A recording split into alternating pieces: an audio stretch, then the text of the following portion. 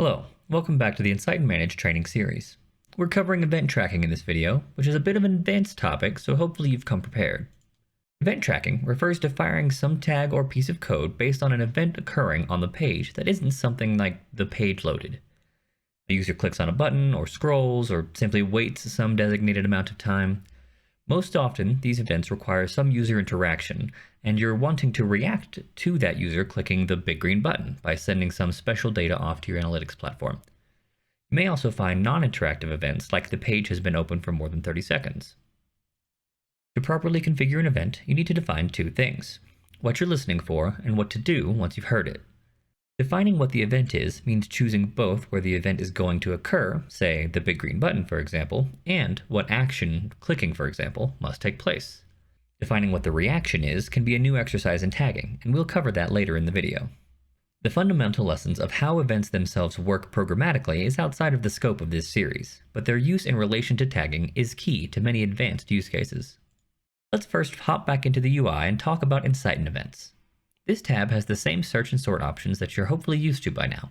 The details view of an event shows the event's details, any conditions it uses, and a list of tags relying on it as a condition, but not custom code references. When I select Add Event, you'll notice slight change in the order of configuration from tags. Here we're selecting our conditions before we define any of the particulars. As I'm sure you've heard me say a few times by now, events can also function as conditions on tags. They define which pages a tag is served to, and then subsequently when it's allowed to execute. Here in the event conditions step, we're defining that first part. This way, when an event is used in place of conditions, it still has the opportunity to take advantage of our server-side conditioning rules. Next up, I'll move to the event type step, and we have three options here. Choosing an option sends you straight to the event settings step, so let's cover each in turn. Page action is an event designed to listen for mouse events like clicks and hovers on a specific element or group of elements.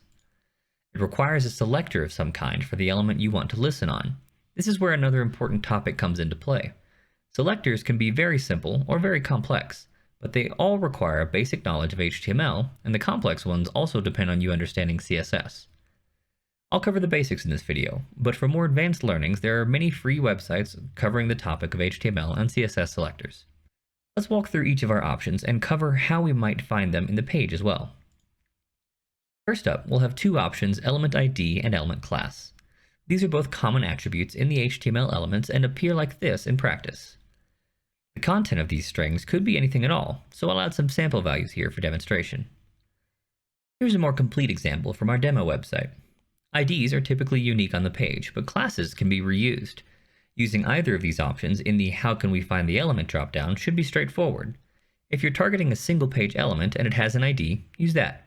If it doesn't have an ID but does have a class, is that class unique to the element, or will you be selecting multiple elements if you used it as your selector?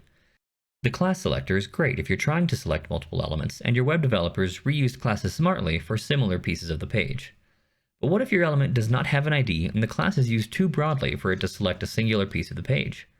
Or maybe you want to define a selector with complex requirements like ands and ors involved.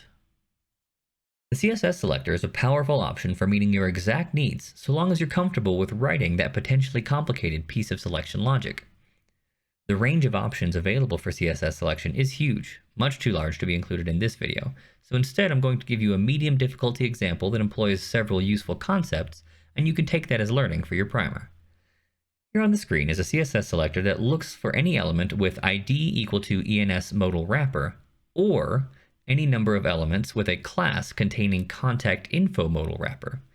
This will wind up selecting 4 different HTML elements on my demo page and monitoring all of them for my event. We'll revisit this topic shortly when we talk about custom events, but let's keep moving for now. After you've chosen a selector type and input what you're selecting on, you get to choose which action should trigger this event. For page action, all of your options rely on the user doing something with their mouse. Most of the time you'll be choosing click here, but feel free to pick what meets your needs best. The other two options after page action are much simpler. Value change monitors a specific data definition's value and triggers the event when that value changes or is set for the first time. Named event is a simple setup with no selectors or triggers. Its intention is to be triggered manually by another tag or piece of code. The name of the event trigger will be set to the name of your event up at the top, so make sure to fill that in. Triggering these events is something you can do for yourself in a tag, or in some cases you might have your site developers trigger it from the page under specific circumstances. Once you've finished creating the event, you're ready to use it in a tag. You'll remember this tag from a previous video, and I'm once again on the condition selection step. We still have those conditions from last time, and now I'm going to click the Events button and add our new event as well. As you can see, it was added to the list here in purple along with the conditions, and is set up with the same OR indicator. One very important note here is that you should under no circumstances mix regularly conditioned tags and event condition tags on the same page. The system treats event-driven tags as their own special file, and will send them to your page separate from the normal conditioned ones. Since they share an ID, they'll collide on the page, and whichever one was lucky enough to bind first will be the only one allowed to execute. With our event added and no normal conditions applied, the tag will now only fire when the event triggers on the page.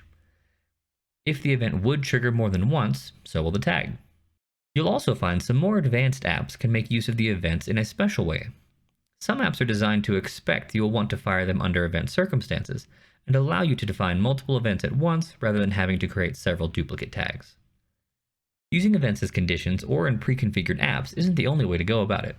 As you heard with named events, you can use Inciting Events in your custom JavaScript tagging as well.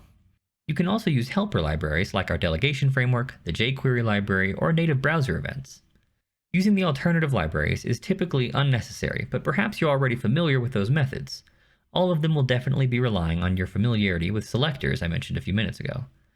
Using an Inciting event in your custom code has some powerful uses, but is typically reserved for advanced cases.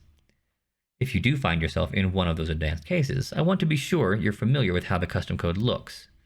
Here you can see an example of both listening and triggering an event by hand, as well as examples for some of the alternative options. Inciting Events and other event frameworks are powerful tools in your tagging journey. Feel free to review this video when you find yourself wishing you could fire a tag under very specific circumstances. Next up, we'll be covering a tagging architectural topic on tag layering.